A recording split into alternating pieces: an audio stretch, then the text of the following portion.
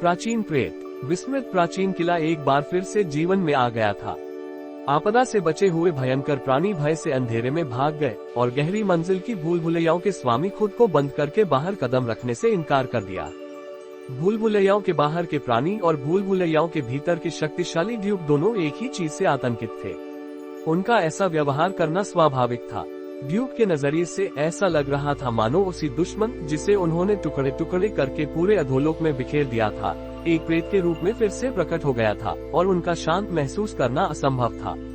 इसके अलावा पुनर्जीवित प्राचीन किला नफरत और क्रोध से भरा हुआ था। किला एक भयंकर चीख के साथ लगातार विलाप कर रहा था और वालहॉल के नए निवासी नए आइनहेरिजर किले के साथ चीख रहे थे। मम्मा एंजेला किले के केंद्र में प्रकट हुई, उन चीखों से त्योरियां चढ़ाते हुए जो उसकी आत्मा को चूसने लगी। उच्च स्वामी की रैंक तक पहुंचने और एक दृढ़ आत्मा होने के बावजूद पागल किले और उसके निवासियों की गरज उसके कानों में अप्रिय लग रही थी, लेकिन उसके पास समय बर्बाद करने का कोई इरादा नहीं था। वह उस नफरत के स्रोत को अच्छी तरह से जानती थी जिसे किला विकीर्ण कर रहा था। स्वामी अपने स्वामी को सुनहरे राख के पेड़ से बने सिंहासन पर बैठा हुआ देखकर उसने अपनी गति तेज कर दी, लेकिन जल्दी ही रुक गई। वह जो स्पष्ट रूप से देख सकती थी वह सुनहरी चमक थी। हर किरण शानदार और सुंदर थी, लेकिन किसी कारणवश उसके स्वामी के चारों ओर केवल अंधेरा था। मोटा अंधेरा उसे अपने स्वामी के पास जल्दबाजी में जाने से रोक रहा था। स्वामी महसूस करते हुए मानो एक अदृश्य हाथ उसके दिल को भींच रहा हो, वह संघर्ष करते हुए मुश्किल से बोल पाए। एंजेला। एंजेला को चिंता थी कि उसका स्वामी उसे एक साधारण नजर देखकर भी उसे भ्रष्ट कर सकता है, जो अपने आप में एक अलग क्षेत्र में मौजूद प्रतीत हो रहा था। सौभाग्य से हालांकि उसके स्वामी ने उसका सीधा जवाब दिया, भले ही उसकी आवाज सूखी और मृत थी। राहत की भावना के साथ वह फिर से अपने स्वामी के पास जाने ही वाली थी, लेकिन उसने अपने स्वामी की आंखें देखी क्योंकि वह मुश्किल से अपना ठोर उठाया। उन आंखों में निराशा, नफरत और एक रोंगटे खड़े कर देने वाली चमक के अलावा कुछ भी नहीं था। सौभाग्य से मैं वालहॉल को हासिल करने में सफल रहा। यह उतना मुश्किल नहीं था जितना मैंने सोचा था, क्योंकि परीक्षा बस यहाँ बैठने के साथ ही समाप्त हो गई।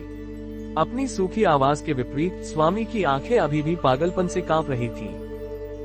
एंजेला ने अनजाने में एक कदम पीछे लिया, उसका चेहरा पीला पड़ गया।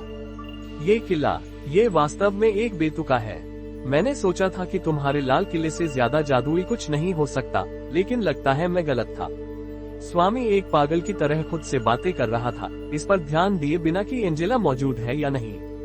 सोने से बनी ये दीवारें अविनाशी हैं और शिखर का म्योल्निर इतना शक्तिशाली है कि यह एक ही झटके में एक काउंट को चितले चितले कर सकता है।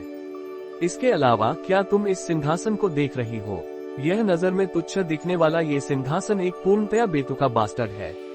स्वामी जो कह रहा था उसके बावजूद वह किसी भी क्षण थकान से ढहने वाला दिख रहा था। ये जो आदमी यहाँ दिख रहा है, यह एक खजाना है जो मुझे सिंहासन से अधोलोक के किसी भी हिस्से को देखने की अनुमति देता है। और जब मैं इस सिंहासन पर बैठा तो मैंने बहुत कुछ देखा। क्या? किस तरह का? एंजेला ने पूछा। ये जिज्ञासा के कारण नहीं था, एक अनुमान लगाने वाली उपस्थिति थी जिसने उसे महसूस कराया कि उसे कुछ कहना ही होगा, और वह मुश्किल से कुछ शब्द निकाल पाए। मैंने क्या देखा? मैंने अपना अतीत देखा, लेकिन ऐसा लग रहा था कि उसने गलत सवाल पूछा था। स्वामी की आंखें, जो पहले से ही पागलपन से कांप रही थी, अब पूरी तरह से पागलपन के क्षेत्र में उतर आई थी। तुम कुछ जानती हो? मैं एक गंगन बेबी हूँ जो अधोलोक में पैदा हुआ और पला बड़ा। मेरे पिता एक टैरन थे जिसने अधोलोक के खजानों की चोरी की और भागने के बाद गायब हो गया। बदले में मैंने अपना ज्यादातर जीवन एक गुलाम के रूप में बिताया, गंदी सुरंगों में मिट्टी खोदते हुए। इसलिए सबसे ऊपर मैं जीवित रहने के लिए बेताब था। मजबूत होना और किसी और की संपत्ति लेना सिर्फ एक साधन था। शोक, दुख, हानि, नफरत, वे नकारात्मक भावनाएं सुनामी की तरह आ गिरी। लेकिन जितना अधिक वे भावनाएं उग्र होती गईं, स्वामी की आवाज उतनी ही नीची होती गई। अगर यह सब व्यर्थ था तो तुम क्या करोगी? यह एक असमंजसपूर्ण सवाल था, इसलिए एंजेला जवाब नहीं दे सकी। स्वामी को जवाब की उम्मीद नहीं थी, क्योंकि उसने उसे जवाब देने के लिए मजबूर भी नहीं किया। सच कहूँ तो सब कुछ शुरू से ही तय था। मैंने क्या अनुभव किया और मैंने अपने पूरे जीवन में क्या महसूस किया, वह अच्छा ही होगा। उसकी गहरी दबी हुई आवाज इतनी जीवन रहित थी कि इसने एंजेला की रीढ़ में सिहरन पैदा कर दी। क्योंकि मैं खुद से ही एक प्रेत था, स्वामी, जो खुद से बड़बड़ा रहा था, अचानक अपना हाथ बाहर की ओर बढ़ाया। पास आओ। क्या तुम चिंतित नहीं थी कि मेरे साथ क्या हुआ होगा? आओ और देखो, मैं ठीक हूँ। लेकिन एंजेला खुद को अपने स्वामी के पास जाने में असमर्थ पाती। क्यों? तुम ऐसा चेहरा क्यों बना रही हो? ऐसा लग रहा है मानो तुम मुझसे डर रही हो। एंजेला एक वैम्पायर थी जिसे दूसरों की शक्ति और जीवन का दोहन करके जीना पड़ता था। उसका स्वामी भी दूसरों की शक्ति और जीवन चुराकर जीता था, बस उसी की तरह। उसकी विकीर्ण लालच की भावना भव्य, संदूषित और भूखी थी, और जब लालच की वह भावना पूरी तरह से उसकी ओर मुड़ी तो उसे एक सर्वोच्च भय का एहसास हुआ। वह जानती थी कि अगर वह उसके पास गई तो वह उसके लालच में फंस जाएगी। एंजेला सहज रूप से जानती थी कि तब क्या होगा। मैं तुम्हारा स्वामी हूँ, वह स्वामी जिसे तुम इतना चाहती और प्यार करती हो। स्वामी का चेहरा, जो शांत दिखने का दिखावा कर रहा था, कुछ भी शांत नहीं था। एक भयंकर नफरत ने उसके चेहरे को विकृत कर दिया था और उसकी नजर अभेद्य थी। आर्ग, हालांकि उसने अपने रक्त समझौते को बरकरार रखने के लिए थोड़े नुकसान का सामना किया था, एंजेला अभी भी लाल किले की स्वामी और पिछली मंजिल की शासक थी। लेकिन ऐसी ही एक प्राणी भी अपने स्वामी की आंखों में सीधे देखने की हिम्मत नहीं कर सकती थी। क्या तुम भी मुझे बस एक खाली खोल के रूप में देख रही हो? सवाल सुनकर एंजेला ने अपने नीले होठों को दांतों से काट लिया। उसे जवाब देना ही पड़ेगा। वह महसूस कर सकती थी कि स्वामी की उपस्थिति के पीछे की बेचैनी मिनट दर मिनट बढ़ रही थी। ऐसा लग रहा था मानो वह किसी भी क्षण उसे टुकड़े टुकड़े करने के लिए तैयार थी। अपने ठंडे स्वरूप के पीछे उसने एक बेचैन लड़के की छवि देखी जो बैठा हुआ था। लेकिन उसकी आवाज बाहर नहीं निकल पा रही थी, मानो उसके वोकल कॉर्ड्स अवरुद्ध हो गए थे। वह एक शिकारी के सामने एक शाकाहारी की तरह कांप रही थी। उसका स्वामी सभी जीवित प्राणियों का प्राकृतिक दुश्मन था। वह एक राक्षस था जो सारा जीवन ले लेता था, शक्ति का दोहन करता था और अंत में सभी जीवन के अस्तित्व को ही निगल जाता था, पीछे एक भी निशान नहीं छोड़ता था। एक अपरिहार्य परभक्षी के प्रति उसका स्वाभाविक डर उसकी गर्दन को भींच रहा था, उसे कसकर पकड़े हुए था और उसे जाने नहीं दे रहा था। अगर संभव होता तो वह तुरंत अपने लाल किले में भागना चाहती थी। वह एक ऐसी दुनिया में छिपकर अपने डर को झाड़ देना चाहती थी जहां कोई उसे चोट नहीं पहुंचा सकता था। लेकिन फिर भी यह इसलिए था कि वह उसका अपना स्वामी था, इसलिए वह खुद को भागने से नहीं रोक पाए। भले ही दुनिया में हर कोई उससे डरता और उसे अस्वीकार करता, यह उसका कर्तव्य था कि वह अपने स्वामी की रक्षा करे। माँ, एक बार फिर उसने अपनी आवाज में शक्ति भरी और अपने स्वामी को पुकारने की कोशिश की। हजार चाकुओं का दर्द उसके गले को फाड़ रहा था, लेकिन उसने अपने दांत पीसकर अपना मुंह फिर से खोला। माँ, स्वामी। जब एंजेला मुश्किल से एक शब्द बोल पाने के करीब थी, उसने एक और आवाज सुनी जो उसके साथ हस्तक्षेप कर रही थी। यह एक स्पष्ट आवाज थी जिसने उसी शब्द को इतनी आसानी और स्वाभाविक रूप से पूरा किया कि उसने एक क्षण के लिए वास्तविकता का बोध खो दिया। स्वामी, स्पष्ट आवाज ने फिर से स्वामी को पुकारा। तभी एंजेला आखिरकार डोमिनिक को देख सकी, जो कहीं से प्रकट हुई थी और ऐसी दिख रही थी मानो वह टूटने वाली थी। उसी क्षण एंजेला के पैरों से सारी ताकत निकल गई और वह जमीन पर गिर गई। तारांकन, तारांकन, तारांकन। जब डोमिनिक वालहॉल के केंद्र में पहुंची तो उसने एक ऐसा दृश्य देखा जो उसकी उम्मीद से बहुत अलग नहीं था। एकमात्र अंतर ये था कि स्वामी की आत्मा को नुकसान उम्मीद से ज्यादा था। वह एक खतरनाक कांच की वस्तु की तरह दिख रहा था जो टूटने के कगार पर था। अपनी एकांत में उसकी मृत्यु जैसी दुर्भावना हर जगह वालहॉल में फैल गई थी। स्वामी एक प्राचीन स्वामी द्वारा रोपा गया बीज था, विफल आदर्शवादी का एक टुकड़ा। वह एक कठपुतली था जिसे प्राचीन स्वामियों के टुकड़ों द्वारा तय किए गए निर्धारित मार्ग पर चलना पड़ा था। विफल आदर्शवादी, सपने देखने वाला जिसने अधोलोक में गोधूली ट्वाइलाइट का कारण बना। भटकते हुए अधोलोक के स्वामी द्वारा छोड़ा गया अफसोस का टुकड़ा। ये स्वामी की उत्पत्ति थे, लेकिन बस इतना ही नहीं था। डोमिनिक ड्रैगन राजा की साथी के रूप में राजा के साथ संवाद करने की अनुमति प्राप्त एकमात्र स्त्री थी। उसने खुद का वह टुकड़ा पाया जो उसके स्वामी के भीतर छिपा हुआ था, जो गहराई में डूबा हुआ था। डोमिनिक, क्या तुम मुझे जवाब दे सकती हो? मैं कौन हूँ? क्या मैं अभी भी तुम्हारा स्वामी हूँ? स्वामी की आत्मा, जिसने मुश्किल से अपना रूप बनाए रखा था, टूटने लगी। अगर ऐसा ही छोड़ दिया गया तो वह अपनी भयंकर हानि और नफरत के कारण उग्र हो जाएगा और एक बार फिर दुष्ट ड्रैगन में बदल जाएगा, और दूसरी बार वह अपने मूल रूप में वापस नहीं आ पाएगा। ज्यादा समय नहीं था। डोमिनिक ने बिना देर किए अपने स्वामी के सवाल का जवाब दिया।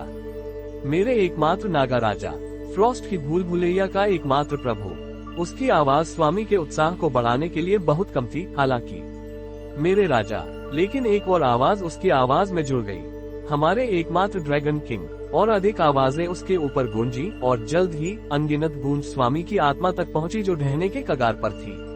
तारांकन तारांकन तारांकन। नागा रानी ने अपनी अनूठी क्षमता किंग्स हेरल्ड का उपयोग किया। राजा की वफादार सेना उसके चारों ओर एकत्र हो गई है, अंतरिक्ष और समय को पार करते हुए। प्रकाश उसके चारों ओर से विकीर्ण होता हुआ महसूस हुआ, इससे पहले कि वह नागों के रूप में सामग्री बना। हर वह नागा जो प्रकट हुआ उसे आंखों में देखता था, उनकी नजरें अटल वफादारी के साथ स्थिर थी। रुद्र प्रताप ने महसूस किया कि दुर्भावना और उलझन जो उसके भीतर जंगली रूप से दौड़ रही थी, धीरे धीरे शांत हो गई। मैंने जो कुछ भी हासिल किया वो एक झूठी जीत था, और उसके बावजूद तुम मुझे अभी भी राजा बुला रहे हो। उसने पूछा, अधोलोक में कौन अजेय सेनापति की उपाधि और विजय की उपलब्धियों को नकारने की हिम्मत करता है? भले ही वे इनकार करें, चाहे राजा कहाँ भी जाए, वहाँ केवल गौरव होगा और उसकी प्रतीक्षा कोई बड़ी महिमा नहीं करेगी। ह्वान्स ने एक आडंबरपूर्ण तरीके से चिल्लाया। रुद्र प्रताप ने फिर से पूछा, मैं एक पाखंडी हूँ जिसने इस गौरवशाली अधोलोक को गटर में फेंक दिया। एक दिन मैंने अपने अतीत में जो बीज बोए थे वे अधोलोक के लिए एक और भयंकर आपदा ला सकते हैं। उसके बावजूद तुम मेरा अनुसरण करोगे। इस बार डोमिनिक थी जिसने जवाब दिया, अगर स्वामी इस दुनिया को नरक बना दें तो हम खुशी से आपके राक्षस बन जाएंगे। सैकड़ों जोड़ी आंखों की स्थिर नजरें रुद्र प्रताप के लिए पकड़ने के लिए आशा की एक छोटी चमक बन गईं, और उसने इसे जाने न देने का फैसला किया। नरक, हम्मा, वह बुदबुदाया। उसका गुस्सा और निराशा बना रहा, लेकिन अब वह उन भावनाओं को शांति से पकड़ने और आत्मसात करने में सक्षम था। अब उस नफरत को बाहर निकालने का समय नहीं था। उसने अपने फटे हुए घावों को जबरदस्ती बंद कर दिया। भले ही एक दिन उसके समाधानहीन भावनाएं उसकी आत्मा को क्षरित करें और भीतर से सड़ा दें, उसने सही समय आने तक उन भावनाओं को अपने भीतर ही पकड़े रखने का फैसला किया। वह उसूरपर के बलिदान पर थूकता, जिसे अनैतिकता का कलंक लगाया गया था और प्राचीन वादे के लिए अंतःस्थल में अकेला छोड़ दिया गया था। जिस क्षण उसने दृढ़ता से मन बना लिया, हलिदस जाल्फ की असली परीक्षा समाप्त हो गई। हलिदस जाल्फ आपको कठोर और ठंडी सच्चाई पर काबू पाने के लिए सम्मान देता है। हलिदस जाल्फ आपको इसका वास्तविक नाम देता है। सुनहरे राख के पेड़ की कुर्सी का असली नाम सत्य का सिंहासन है। सत्य के सिंहासन की वास्तविक शक्ति अब आपके लिए उपलब्ध है। जैसे ही संदेश समाप्त हुए, हलिदस जाल्फ सत्य का सिंहासन एक चमकदार रोशनी उगलने लगा। शक्तिशाली किला वालहॉल, सबसे शक्तिशाली गदा म्योल्निर से सुसज्जित, वास्तव में सत्य के सिंहासन की रक्षा करने के लिए एक प्रवेश द्वार था। अब जब सत्य का सिंहासन लंबे समय बाद अपना पर्दा उठाता है, तो किला अपने उद्देश्य को पूरा करने के लिए अपने सभी कार्यों को फिर से सक्षम करेगा। वालहॉल के सभी बचाव सक्रिय हो गए हैं। म्योल्निर ने अपनी वास्तविक शक्ति फिर से प्राप्त कर ली है। बिजली की शक्ति से ओतप्रोत ये गदा किसी भी घुसपैठिए को बिना किसी निशान के कुचल देगी। भले ही इसका विरोधी एक शक्तिशाली ड्यूक ही क्यों न हो, ड्यूक को इस शक्तिशाली हथियार के सामने दया मांगने के सिवाय कोई विकल्प नहीं बचेगा। अधिकांश आइनहेरिज़ साधारण समन है जिनका मन अभी अभी बहाल हुआ है। ये वास्तव में आश्चर्यजनक है कि ऐसे समन के संचालन में म्योल्निर एक ड्यूक का आसानी से सामना करने में सक्षम है। विलाप का भाला गुंडनिर ने अपना सच्चा रूप खोज लिया है। रहस्यमय भाला गहरी गहराइयों में चला गया है, अपने अंतिम रूप को धारण करने की तैयारी में। आमतौर पर वालहॉल के पुनरुत्थान के साथ गुंडनिर को म्योल्निर से भी अधिक शक्तिशाली हथियार बनना चाहिए था। हालांकि जैसे जैसे वर्षों बीते, रहस्यमय भाले ने अपनी पिछली शक्तियां खो दी हैं, और अब यह एक निर्णायक हथियार बन गया है जिसका उपयोग केवल एक बार किया जा सकता है। रहस्यमय भाले का प्रहार बिना किसी संदेह के आपके द्वारा कभी देखा गया सबसे तीव्र प्रहार होगा। कृपया इसका उपयोग करते समय सावधान रहें। रुद्र प्रताप ने सोचा था कि गुंडनिर बस एक उपयोगी भाला था, लेकिन वालहॉल के संपर्क में आने के बाद यह एक निर्णायक युद्ध हथियार बन गया जिसका उपयोग केवल एक बार किया जा सकता था। हालांकि इसमें भयंकर शक्ति थी। आइनहेरिज़र अब अपना भाग्य वालहॉल के साथ साझा करते हैं। हालांकि वे किले से भाग नहीं सकते, अतीत की महिमा को अपनाने वाले इन योद्धाओं में से प्रत्येक एक नायक श्रेणी के समन से अधिक शक्तिशाली बन गया है। इस अधोलोक में कोई भी शक्ति नहीं है जो लगभग 1 लाख आइनहेरिज़र पर आसानी से विजय प्राप्त कर सके। राजा के सम्मान के विरुद्ध जाने वाला या जिसका दिल दुष्ट है, वह बिना अनुमति के किले में प्रवेश नहीं कर पाएगा। ये पकड़ने के लिए एक भयंकर शक्ति थी। लेकिन वाल्हॉल की वास्तविक शक्ति से भी ज्यादा आश्चर्यजनक सत्य के सिंहासन की शक्ति थी। सत्य का सिंहासन अधोलोक को बनाने वाले रहस्यों में से एक है। आप इस सिंहासन के माध्यम से अधोलोक के रहस्यों तक पहुंच प्राप्त कर चुके हैं। हालांकि भले ही आपको सिंहासन द्वारा मान्यता मिली हो, अधोलोक के रहस्यों में झांकने के लिए एक काफी कीमत चुकाना पड़ता है। वोटन को सत्य को देखने के लिए अपनी एक आंख का बलिदान देना पड़ा था। इसके अलावा कोई गारंटी नहीं है कि जिस सत्य को देखने के लिए आपने इतनी कीमत चुकाई है वही वह होगा जिसे आप देखना चाहते थे। अधोलोक के आधारभूत रहस्यों तक पहुंचने की शक्ति अप्रत्याशित थी। हालांकि कीमत छोटी नहीं थी, और यह मानते हुए कि इतनी कीमत के बावजूद यह एक गलत जवाब हो सकता है, ये कुछ ऐसा नहीं था जिसका रुद्र प्रताप इस समय उपयोग कर सके। भले ही वह अधोलोक के चंचल रहस्यों के बारे में जिज्ञासु था, अपनी सारी चीजों को पूरी तरह से संरक्षित रखने और आगे क्या होने वाला है इसकी तैयारी करने का यही समय था। यह एक आसान निर्णय नहीं था। आपने एक मजबूत किला, शक्तिशाली हथियार और कई सैनिक प्राप्त कर लिए हैं, लेकिन खुश होना अभी भी जल्दी है। आपको उन राक्षसों से लड़ना होगा जो अधोलोक के रहस्यों की ओर जाने वाले सिंहासन का लक्ष्य बना रहे हैं। वोटन को भी अधोलोक के रहस्यों और सत्यों को अनगिन राक्षसों से बचाने के लिए लड़ना पड़ा था। हालांकि शक्तिशाली राक्षस बहुत कम बचे हैं, प्राचीन अधोलोक के विपरीत, इसका मतलब यह नहीं है कि वे पूरी तरह से गायब हो गए हैं। इनमें से जिस राक्षस के बारे में आपको सबसे ज्यादा चिंता करनी चाहिए वह रात नाइट है। वोटन का भाला इस भयंकर जानवर को समाप्त नहीं कर सका था और केवल इसे अधोलोक के सबसे गहरे अंधकार में खदेड़ सका था।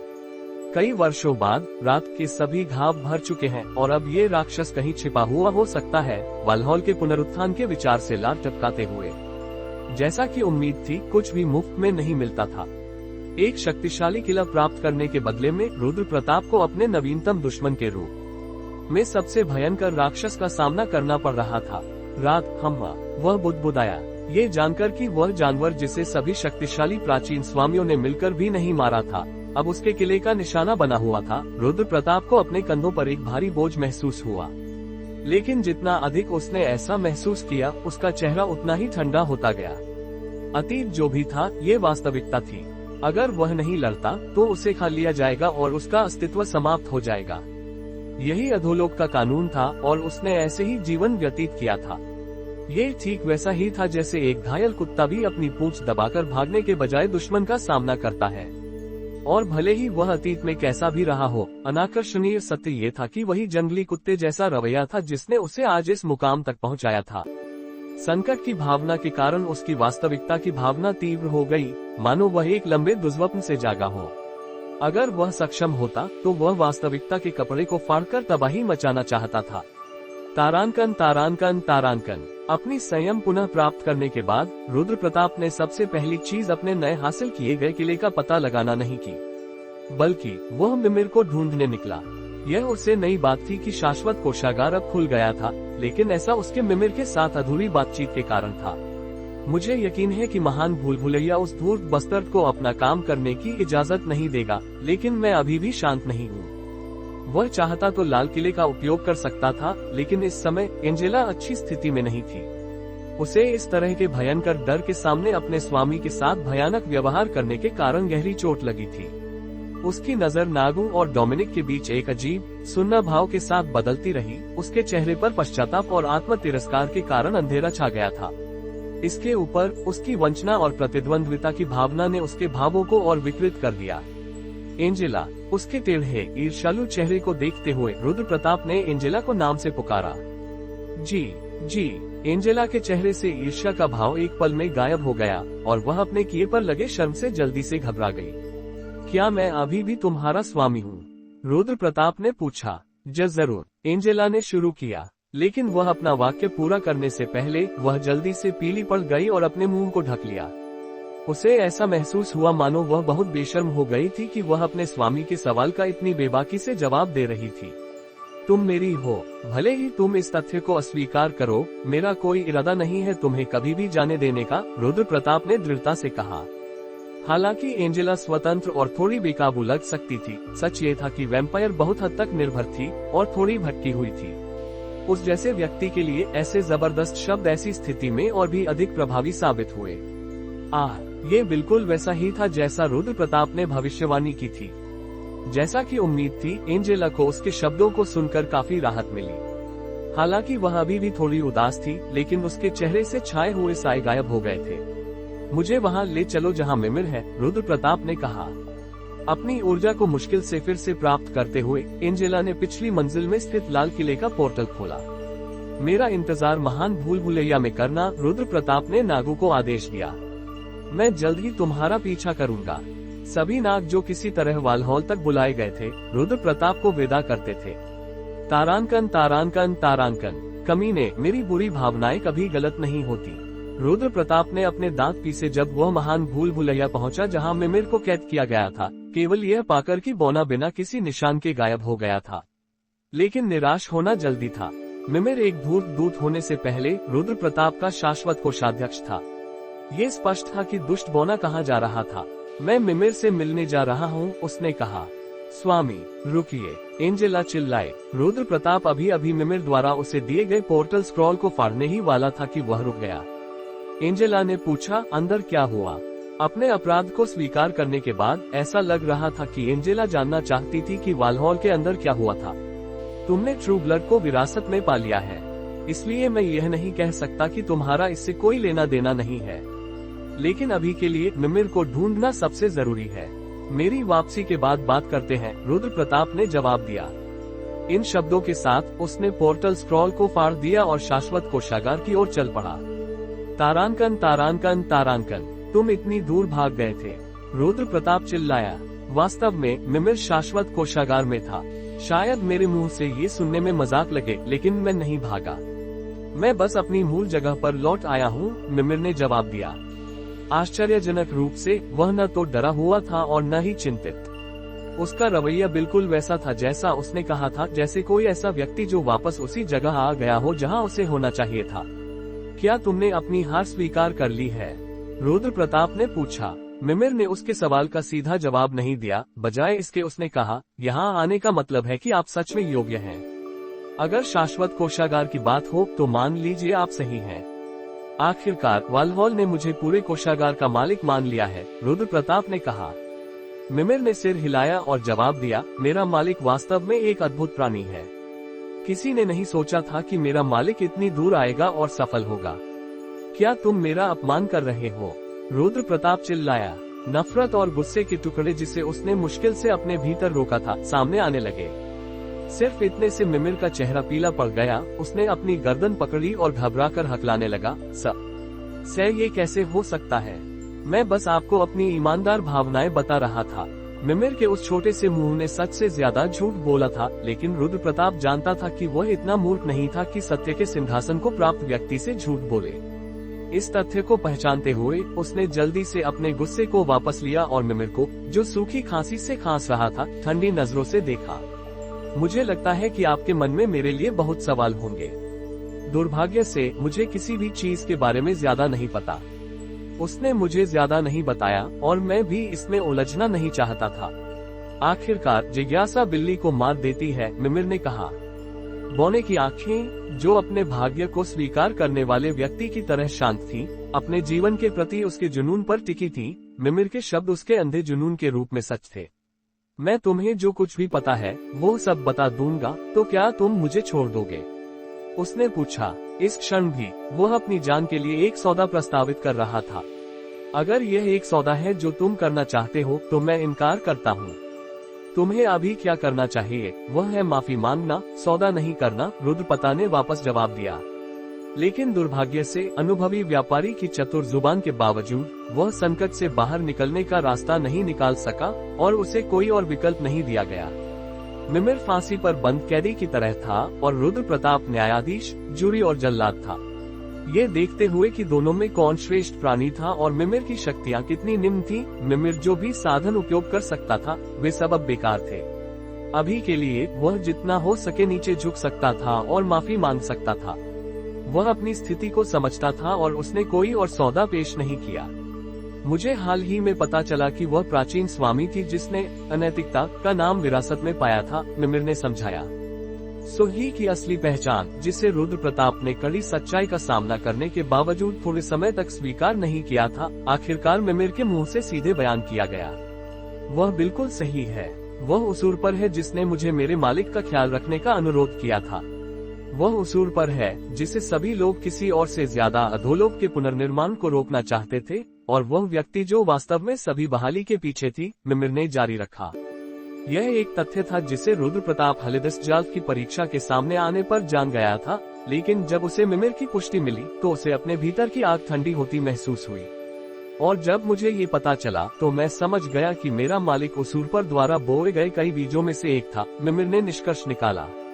बीज? रुद्र प्रताप ने पूछा। उसूर पर ने जो बीज बोए थे वे केवल मेरा मालिक नहीं थे। अधिकांश बीज अंकुरित नहीं हो पाए और दब गए, और जो बीज बचे थे उनमें से अधिकांश सबटेरेनियंस के नाम से सतह पर चले गए, और उनमें से कुछ अधोलोक में लौट आए जहां वे अंततः अंकुरित हुए और फल दिए। मिमिर ने जारी रखा, भारी सच बोलने के बावजूद काफी सुंदर ढंग से। वे प्राणी नए जागे हुए उच्च स्वामी हैं, बस आपकी तरह। यह एक तथ्य था जिस पर रुद्र प्रताप ने अनुमान लगाया था, इसलिए वह चुपचाप मिमिर की कहानी को आगे बढ़ने का इंतजार करता रहा। लेकिन ऐसा लगता है कि उन सभी में भी मेरा मालिक वास्तव में विशेष था। उसूर पर जो केवल एक बीज के अंकुरित होने की उम्मीद करता था, वह मेरे मालिक के लिए विशेष रूप से परवाह करता था। मुझे समझ नहीं आता कि क्यों मिमिर अधूरा छोड़ गया, क्योंकि मैं उन सब से अलग हूँ। रुद्र प्रताप नहीं चाहता था कि मिमिर की व्याख्या संदेह में समाप्त हो, इसलिए उसने अपने बंद घावों को फिर से खोलने में संकोच नहीं किया। उसने आखिरकार कहा, मैं भटकता हुआ खंड वॉन्डरिंग फ्रैगमेंट हूँ। उसूर पर का वास्तविक नाम मिमिर, जो अपनी जान बचाने के लिए बेतुकी बकवास कर रहा था, चुप हो गया और रुद्र प्रताप को देखने लगा। उसने शुरू किया, तुमने जो सुना वह बिल्कुल सही है। मैं भटकते हुए प्रभु द्वारा छोड़ा गया एक खंड हूँ। रुद्र प्रताप ने उसे बीच में ही काट दिया। मुश्किल से एक शब्द बोल पाने में सक्षम मिमिर की आंखें लगातार टेर रही थी। उसके हैरान चेहरे से स्पष्ट था कि वह रुद्र प्रताप की बातों पर भरोसा करने में कठिनाई महसूस कर रहा था। वह हकलाया, मुझे काफी यकीन था कि यह एक नेत्र प्रभु का नाम था जिसे मेरे मालिक ने विरासत में पाया था। इसमें तुम गलत नहीं हो, रुद्र प्रताप ने जवाब दिया। अब तक मिमिर के चेहरे पर एक हतप्रभ अभिव्यक्ति थी, जैसे वह एक पागल की तरह बड़बड़ाने लगा। यह असंभव है, ये हो नहीं सकता। भटकते हुए प्रभु के वाहक के पास एक नेत्र प्रभु का नाम होना, ये कभी भी संभव नहीं हो सकता। सच ये था कि रुद्र प्रताप ने केवल एक नेत्र प्रभु का ही नाम नहीं, बल्कि उससे कहीं अधिक विरासत में पाया था, लेकिन उसे मिमिर को वह जानकारी देने की कोई आवश्यकता नहीं थी। बस मिमिर को भटकते हुए प्रभु के खंड के बारे में बताना ही बातचीत को वांछित दिशा में ले जाने के लिए पर्याप्त था। उसने कहा, चाहे तुम इसे मानो या न मानो, तुम कितना भी क्यों न इनकार करो, इससे तथ्यों में कोई बदलाव नहीं आएगा। इसका मतलब यह है कि मुखौटा मेरे मालिक की तलाश में गया था, क्योंकि मिमिर अधूरा छोड़ गया। ये सुनकर रुद्र प्रताप को देर से याद आया कि उसके पास पाखंडी का मुखौटा हिपोक्रेट्स मास्क था और वह उसे ढूंढने लगा। इसे बाहर न निकालो। हालांकि जैसे ही मिमिर ने उसे रोकने के लिए चिल्लाया, वह जल्दी से खोजना बंद कर दिया। बौने का चेहरा पीला पड़ गया। और अगर मेरे मालिक ने जो कुछ भी कहा है वह सच है, तो यह और भी जरूरी है कि आप वह मुखौटा न पहने। मिमिर ने चिल्लाकर कहा। निडर होकर रुद्र प्रताप के पास गया, उसका हाथ पकड़ा और उसे पकड़कर रखा। उसने जारी रखा, जब दो खंड मिलते हैं तो बड़ा छोटे को निगल जाएगा, बिल्कुल वैसे ही जैसे मेरे मालिक ने प्राचीन स्वामियों के खंडों को अवशोषित किया था। एक नेत्र प्रभु यूस्ट्स का खंड अपनी शक्ति रुद्र प्रताप को सौंपकर समाप्त हो गया था, और चमक के प्रभु के खंड के साथ भी यही हुआ था। कभी भी उच्च स्वामी की शक्ति पर ज्यादा भरोसा न करें और इसका परीक्षण न करें। भले ही मेरे मालिक के पास कितनी भी उच्च स्वामी की शक्ति क्यों न हो, परिणाम नहीं बदलेगा। खंड ऐसे ही होते हैं और ऐसे ही काम करते हैं। मिमिर ने पहले से कहीं अधिक गंभीर स्वर में रुद्र प्रताप को बार बार चेतावनी दी। क्या यही तुम्हारा शुरू से लक्ष्य था? रुद्र प्रताप ने मुखौटे की ओर बड़बड़ाया। उसके चेहरे का बनावट टेढ़ा हो गया, क्योंकि उसे वह संदेश याद आया जिसने उसे इसे पहनने के लिए प्रेरित किया था। अगर उसने उस समय संदेश पर विश्वास कर लिया होता और मुखौटा पहन लिया होता, तो आज उसकी जगह भटकता हुआ प्रभु खड़ा होता, वह नहीं। जब उसे यह एहसास हुआ तो उसने महसूस किया कि गुस्सा और नफरत जिसे उसने मुश्किल से रोका था, फिर से उबलने लगा था। हालांकि वह अपने शरीर पर कब्जा जमाने से बच गया था, लेकिन मौलिक रूप से कुछ भी नहीं बदला था। अब उसे अपना पूरा जीवन एक ऐसे बम को लेकर बिताना था जो किसी भी समय फट सकता था। एक अनजाना कमजोरी बन गई थी। उस तथ्य ने उसे भयंकर असहज महसूस कराया, और गुस्से में उसने मुखौटे को मजबूती से पकड़ लिया। गरजते हुए, घिनौना लग रहा है। अपनी पकड़ की ताकत के बावजूद जो सख्त चट्टानों को भी धूल बना सकती थी, मुखौटा पूरी तरह से अप्रभावित रहा। ये देखकर रुद्र प्रताप और भी अधिक गुस्से से भर गया। ऐसा लग रहा है कि कुछ ऐसा हो रहा है जिससे हम अनभिज्ञ हैं। मिमिर पहले की तरह ही उदास था, लेकिन ऐसा लग रहा था कि उसने यह नहीं भूला था कि वह किस परिस्थिति में था, क्योंकि उसने जल्दी से रुद्र प्रताप को वह सब कुछ बता दिया जो उसे पता था। उसूरपर ने बीज उन सबटेरेनियंस में बोए थे जो गहरी मंजिलों पर पैदा हुए थे। इसी कारण से उन्हें इस कठोर अधोलोक के वातावरण में जीवित रहने की अनुमति दी गई थी। उसूरपर द्वारा बोए गए बीजों के कारण ही गहरी मंजिल के प्रत्येक डंगन बेबी, जो अन्यथा लेसर मंजिलों की तुलना में इतने कठोर वातावरण में नहीं बच पाते थे, उनकी अपनी विशेष क्षमताएं थी। लेकिन कुछ चीजें हैं जो मैं पूरी तरह से नहीं समझता। उसूरपर वह है जिसने प्राचीन काल को विदा किया। मुझे सच में समझ नहीं आता कि वही उसूरपर उच्च स्वामियों के बीच पूरे अधोलोक में क्यों बोएगा, जबकि वे व्यावहारिक रूप से उसके दुश्मन थे। मिमिर ने विचार किया। क्योंकि उसूरपर और उच्च स्वामी शुरू से ही दुश्मन नहीं थे, रुद्र प्रताप ने जवाब दिया। माफ कीजिए, मिमिर विचलित दिखा, क्योंकि उसने फिर से कुछ ऐसा सुना था जिसका उसे कोई मतलब नहीं था। हालांकि मिमिर की जिज्ञासा की परवाह किए बिना रुद्र प्रताप बोलता रहा, मानो वह खुद से बात कर रहा हो। लेकिन अब मुझे इस बारे में भी पूरा विश्वास नहीं है। उच्च स्वामियों को अधोलोक छोड़ने का कारण वह भव्य योजना पूरी करना था जिसकी शुरुआत में प्रतिज्ञा की गई थी, और अपनी ही मौत के साथ वो प्रतिज्ञा पूरी हो गई थी। लेकिन उसूरपर अलग था। अगर उसूरपर ने सच में अपना हिस्सा निभाया था तो अधोलोक इतनी दयनीय स्थिति में नहीं होता जिसमें वह अभी था। प्रभु का सच्चा नाम अस्तित्व की उत्पत्ति को समाहित करने वाला एक निरपेक्ष तत्व है। चूंकि उसे लंबे समय तक अनैतिक प्रभु कहा जाता था, उसूरपर ने अपना सच्चा नाम भूल गया होगा, रुद्र प्रताप ने कहा। मिमिर ने हिचकिचाते हुए कई बार मुंह खोला और बंद किया। अंत में पूछा, आपने वहाँ वास्तव में क्या देखा? रुद्र प्रताप ने जवाब दिए बिना मिमिर को घूरा। उसकी गहरे धंसी आंखों में नफरत और पागलपन उमड़ रहा था। मिमिर झटके से सिर झुकाया, मानो उसने कुछ ऐसा देख लिया था जो उसे नहीं देखना चाहिए था, और जल्दी से बड़बड़ाया, मैंने कुछ ऐसा पूछा जो नहीं पूछना चाहिए था। कृपया मुझे ध्यान न दें। मैंने गोधूली ट्वाइलाइट देखा, रुद्र प्रताप ने अचानक कहा। अप्रत्याशित जवाब सुनकर मिमिर की आंखें फैल गईं और उसका जबड़ा खुला रह गया। और मैंने टूटे हुए सपने का एक टुकड़ा देखा, रुद्र प्रताप ने जारी रखा। तुम क्या? मिमिर ने शुरू किया। प्राचीन स्वामी जो चाहते थे वह एक अधिक सिद्ध दुनिया थी। रुद्र प्रताप बोलते समय अब मिमिर की ओर भी नहीं देख रहा था। उसकी आंखें धुंधली पड़ गईं, मानो वे दूर किसी स्थान पर देख रही थी। वे फटे, खंडित और अपूर्ण दुनिया को एक साथ जोड़ने की उम्मीद रखते थे, और वे मिलकर काम करने से नहीं डरते थे। उसने हलिदस जात द्वारा दिखाई गई अतीत की यादों को प्रकट किया, लेकिन वे विफल हो गए। परिणाम स्वरूप अधोलोक पर एक भयंकर आपदा आ गई। सूरज और चांद, जो धुंधले रूप से अधोलोक को रोशन करते थे, गिरने लगे। तब तक गोधूली अधोलोक आ चुकी थी। यह अतीत की एक कहानी थी जिसे मिमिर ने शायद सुना हो। भले ही बुरी तरह घायल होने के बावजूद स्वामी अंततः गोधूली से बच निकले, लेकिन वह अंत नहीं था। झुके हुए सूरज और चांद अंततः गिर गए और रात अधोलोक आ गई। लेकिन ऐसे प्राचीन रहस्य भी थे जो मिमिर निश्चित रूप से नहीं जानता था। अपनी सारी शक्तियां समाप्त कर चुके स्वामी रात से नहीं बच पाए और अंततः उसके द्वारा मारे गए। केवल बचे हुए थे एक नेत्र प्रभु, भटकता हुआ प्रभु और उदारता के प्रभु।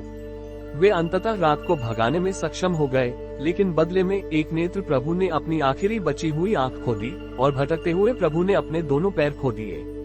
केवल उदारता के उच्च स्वामी ही था जो अपनी पूरी शक्तियों को बनाए रखने में सक्षम था।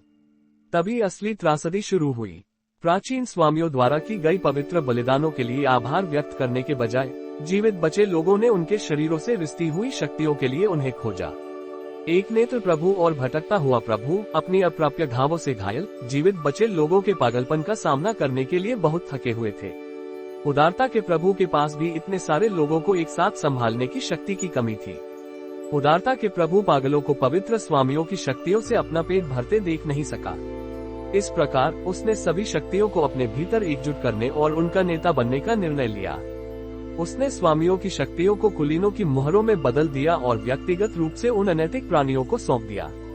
इस तरह उसने स्वामियों की शक्तियों के पूरी तरह से अवशोषित होने से रोका। जो स्वामी अपनी मृत्यु को प्राप्त हुए थे, उनकी शक्तियां खंडित होकर पूरे अधोलोक में बिखर गई थी। हालांकि अगर वे वापस लौटते हैं तो वे कुलीनों से मुहरें छीनकर अपनी शक्तियां फिर से प्राप्त करने में सक्षम होंगे। इस प्रकार वे अभी भी एक अर्थ में अस्तित्व में बने रहने में सक्षम थे। इसी तरह कुलीनों का जन्म हुआ। उदारता के प्रभु अंततः असुर पर अनैतिक प्रभु बन गया और स्वामियों की वापसी के लिए एक लंबा इंतजार किया। मिमिर केवल चुपचाप सुनता रहा, उसका जबड़ा अविश्वास से खुला हुआ था। ये सारी त्रासदी भटकते हुए प्रभु के आदर्शों से शुरू हुई, जो एकमात्र प्रभु था जिसने एक और दुनिया देखी और एक जोरदार सपना देखने लगा। रुद्र प्रताप ने अपनी छाती पकड़ी जब उसे महसूस हुआ कि मुखौटा उसके कब्जे में इधर उधर हिल रहा था और वह भयंकर रूप से मूर्ख और स्वार्थी प्रेत अपने कल्पनाओं को अंत तक नहीं छोड़ पाया जब तक कि उसका शरीर टुकड़े टुकड़े नहीं कर दिया गया। उसकी आंखें, जो धुंधली लग रही थीं, मानो वह सपने में खो गया हो, अचानक ठंडी हो गई। इसका मतलब है कि आपदा अभी खत्म नहीं हुई है। थोड़ी देर बाद मिमिर मुश्किल से कुछ शब्दों को जोड़ पाया। तो इच्छा पत्थर जो सतह पर गया था, बिल्कुल सही, ये सब शुरू से योजनाबद्ध था। इच्छा पत्थर का मात्र अस्तित्व, जो अधोलोक के रहस्यों का मूर्त स्वरूप था, सतह पर होना दोनों दुनियाओं, सतह और अधोलोक की सीमाओं को धुंधला कर रहा था। और यह कहकर कि सतह ने इच्छा पत्थर चुरा लिया है, युद्ध शुरू करने का बहाना करके स्वामी स्वतंत्र रूप से टेरन को वाहन के रूप में उपयोग कर सकते थे। लेकिन टेरन क्यों? मिमिर ने सोचा। एक शक्तिशाली शक्ति कभी कभी एक जंजीर बन सकती है। उनकी पिछली योजना विफल होने का एक कारण ये था कि सतह ने उच्च स्वामियों के अस्तित्व को सहन नहीं किया था, रुद्र प्रताप ने जवाब दिया। हालांकि अगर ऐसे उच्च स्वामी टेरन के शरीरों का उपयोग करके पैदा होते हैं, तो सतह उच्च स्वामियों को और अस्वीकार नहीं कर पाएगा। इसी क्षण भी आपदा करीब आ रही है, उसने जारी रखा। रुद्र प्रताप इसे स्वीकार करने से नफरत करता था, लेकिन वह इससे इनकार नहीं कर सका कि उसने आने वाली विनाशकारी घटना में योगदान दिया था। अजीब परिस्थितियों के कारण उसे एक भूलभुलैया सतह पर ले जाना पड़ा, और हालांकि उसकी सतह की भूलभुलैया इच्छा पत्थर जितनी शक्तिशाली नहीं थी, फिर भी अधोलोक और सतह के बीच की सीमाओं को तोड़ने पर इसका महत्वपूर्ण प्रभाव पड़ा था। रुद्र प्रताप ने कड़वाहट से त्योरियां चढ़ाते हुए कहा, अब तीसरी और चौथी बहाली बाकी है, और उसके बाद चाहे हमें पसंद हो या नहीं, अधोलोक और सतह के बीच की सीमाएं पूरी तरह से ढह जाएंगी और दुनिया एक हो जाएगी। चूंकि वह स्वयं भटकता हुआ प्रभु नहीं था, रुद्र प्रताप नहीं बता सका कि वह एक अच्छी बात थी या बुरी। लेकिन यही कारण था कि उसने बहाली को सफलतापूर्वक होने से रोकने का निर्णय किया था। वही एकमात्र तरीका था जिससे वह उन स्वामियों से बदला ले सकता था जिन्होंने उसे एक कठपुतली की तरह व्यवहार किया था। मिमिर, उसने शुरू किया। जी मेरे मालिक। मिमिर पूरी तरह से भ्रमित दिख रहा था क्योंकि उस पर एक के बाद एक अकल्पनीय तथ्यों का बोम्बार्डमेंट हो रहा था, लेकिन उसने रुद्र प्रताप की आवाज की सूक्ष्मता को सुनकर जल्दी से खुद को संभाला। मैं तुम्हें एक आखिरी मौका दूंगा, रुद्र प्रताप ने कहा। कृपया अपना आदेश दें, मिमिर ने जवाब दिया। रुद्र प्रताप ने झुके हुए मिमिर को देखते हुए कहा, सतह पर मौजूद इच्छा पत्थर को ढूंढो, उसे ढूंढकर अधोलोक में ले आओ। मिमिर ने तुरंत जवाब नहीं दिया। आखिरकार अधोलोक में भी इच्छा पत्थर को ढूंढना आसान नहीं होता, सतह पर तो और भी मुश्किल होगा। मुझे पता है कि तुम्हारे टेरन से संपर्क है, इसलिए इस कार्य को पूरा करने के लिए अपनी सभी क्षमताओं का उपयोग करो, तभी तुम जी सकोगे, रुद्र प्रताप ने कहा। मैं आपकी इच्छानुसार करूंगा, मिमिर ने उदासी से जवाब दिया, मानो वह पहले से ही इसकी उम्मीद कर रहा था। लेकिन उससे पहले मिमिर का चेहरा देखकर रुद्र प्रताप ने फिर से बौने की तलाश करने का अपना असली उद्देश्य प्रकट किया। तुम्हें पहले अपना कर्तव्य निभाना होगा। फ्रॉस्ट ट्रेंट की शाखा। ये तीसरी बार था जब रुद्र प्रताप शाश्वत कोषागार आया था, लेकिन इसका महसूस पहले से बिल्कुल अलग था। यह क्षेत्र, जो पहले अपने स्वामी की आत्मा को भी चूसने के लिए काफी खतरनाक लगता था, अब अपने स्वामी के प्रति न तो शत्रुतापूर्ण था और न ही लालची। आपको कोषागार द्वारा पूरी तरह से मान्यता दे दिया गया है। आखिरकार जब आपने वलहॉल को हासिल कर लिया है, तो कोषागार के लिए आपकी योग्यता को नकारना बेतुका होगा, मिमिर ने कहा। उसने ये भी जोड़ा कि उसने कोषागार को इतना विनम्र देखे काफी समय हो गए थे, और वह इस तथ्य से लगभग भावुक प्रतीत हो रहा था। क्या तुम इस बार कुछ कहने वाले नहीं हो? रुद्र प्रताप ने पूछा। मिमिर, जो रुद्र प्रताप के लिए रास्ता बनाने के लिए धीरे से एक तरफ हट गया था, सावधानी से बोला, अगर मुझे अनुमति मिले तो मैं आपको सावधान करना चाहूंगा कि अंदर ज्यादा देर तक न रहें। बहुमूल्य कलाकृतियों की चमक निश्चित रूप से आंखों को प्रसन्न करती है, लेकिन कभी कभी उनकी मोहक चमक से अंधा होकर व्यक्ति अपना उद्देश्य भूल सकता है। ऐसा कहने के बाद मिमिर ने शर्मिंदा होते हुए जल्दी से कहा, शायद वह शर्मिंदा महसूस कर रहा था कि उसने शाश्वत कोषागार के सच्चे स्वामी को इतनी अतिरिक्त बात बताने की हिम्मत की थी। बेशक अगर आप एक अधिकारपूर्वक स्वामी के रूप में जो देख रहे हैं उससे प्रसन्न हैं, तो शाश्वत कोषागार आपके साथ खुश होगा। रुद्र प्रताप ने मिमिर के जवाब सुनकर एक मुस्कान दी और कोषागार के प्रवेश द्वार तक चला गया। उसने कहा, अगर यह कोषागार वाकई उतना महान है जितना तुमने बनाया है, तो मुझे अंदर कुछ समय लग सकता है। तुम्हें मेरा यहाँ इंतजार करने की जरूरत नहीं है, इसलिए सतह के मामलों पर ध्यान लगाओ। मिमिर ने जवाब में सिर झुकाया, लेकिन कोई प्रतिक्रिया नहीं दी। स्पष्ट था कि लालची बौना अपनी आंखों से देखना चाहता था कि रुद्र प्रताप कोषागार से कौन सा खजाना बाहर निकालता है। मैं वापस आऊंगा। रुद्र प्रताप ने अपना जीभ चटकाया और कोषागार के प्रवेश द्वार के पार एक कदम बढ़ाया। शांत दिखने वाला प्रवेश द्वार कांपने लगा और फिर बिना किसी चेतावनी के उसे अंदर खींच लिया। मम्मा, उसने एक अजीब सनसनी के कारण गुंजाया, क्योंकि उसका पूरा शरीर कोषागार में खींचा जा रहा था। आप अंततः उस खजाने में कदम रख चुके हैं जो प्राचीन काल से पीढ़ी दर पीढ़ी चला आ रहा है। शाश्वत कोषागार उच्च स्वामियों के महल की तरह ही रहस्यमय है और अधोलोक के इतिहास में फिर कभी न देखे जाने वाले सामानों का खजाना है। अगर शाश्वत कोषागार न होता तो एक नेत्र प्रभु और वाल्हौल के युद्ध उन्मादी भारी नुकसान उठाते। सबसे बड़े युद्धक गोधूली से पहले एक नेत्र प्रभु ने अपना कोषागार दूसरों के लिए केवल एक बार खोला था। उस समय कोषागार से बाहर आने वाले हथियार इतने महान थे कि प्राचीन स्वामियों के प्रत्येक सैनिक को अंतिम युद्ध के लिए सुसज्जित किया गया था। दुर्भाग्य से वे अभी भी युद्ध हार गए और कोषागार का स्वामी भयंकर जानवर प्रात द्वारा मार दिया गया। परिणाम स्वरूप उस समय जारी किए गए अधिकांश हथियार वापस नहीं लिए जा सके। जैसे ही रुद्र प्रताप शाश्वत कोषागार में प्रवेश करता है, संदेश प्रकट होते हैं। खोए हुए हथियारों में से कुछ को उद्यमी शाश्वत कोषाध्यक्ष द्वारा बरामद किया गया था, लेकिन वह कितना भी मेहनती और संसाधन संपन्न क्यों न हो, बरामद हथियार और खजाने गोधूली के समृद्ध मौसम के कुल संख्या से बहुत दूर हैं। शाश्वत कोषागार चाहता है कि इसका नया मालिक उन चोरी हुए वस्तुओं को वापस ले। इतिहास ने शाश्वत कोषागार के साथ न्याय नहीं किया था। रुद्र प्रताप ने राहत की सांस ली, क्योंकि वह कोषागार को देख रहा था जो उसकी आंखों के सामने प्रकट होने वाले दर्दनाक संदेशों से परे था। वह जमीन और हवा के बीच अंतर नहीं कर पा रहा था, क्योंकि इस क्षेत्र में प्रकाश और छाया की सीमाएं भी धुंधली थी। वह नहीं बता सकता था कि वे कहां शुरू होते हैं और कहां समाप्त होते हैं। खाली दुनिया खोखली महसूस होती थी और फिर भी यह सभी प्रकार की कलाकृतियों से भरी हुई थी। दैत्य का बेल्ट, मैगिन जोर। ये बेल्ट दैत्य राजा द्वारा उपयोग किया जाता था, जो एक नेत्र प्रभु का सबसे शक्तिशाली दुश्मन था। दैत्य राजा ने इस बेल्ट से बहने वाली शक्तिशाली शक्ति से अनगिन आइनहेरिजर को फाड़ डाला और एक नेत्र प्रभु के लिए बहुत परेशानी पैदा कर दी। हालांकि अंत में दैत्य राजा को मृत्यु कौवे और सफेद कौवे द्वारा धोखा दिया गया और वाल्हौल के शिखर के सामने धकेल दिया गया और म्योल्निर द्वारा मार दिया गया। वीर दैत्य के अस्तित्व का एकमात्र प्रमाण ये बेल्ट है, जो एक नेत्र प्रभु के साथ बराबरी करने वाले दैत्य राजा का प्रतीक है। अपने पहनने वाले को एक दैत्य की ताकत और कठोरता देने वाला ये बेल्ट अपने आप में एक खजाना है, लेकिन दुर्भाग्य से ये किसी भी गैर दैत्यों के लिए पहनने के लिए बहुत भारी और विशाल है। एक नेत्र प्रभु ने युद्ध में इस बेल्ट का कई बार उपयोग करने का प्रयास किया, लेकिन ऐसा लगता है कि उसे यह पसंद नहीं आया।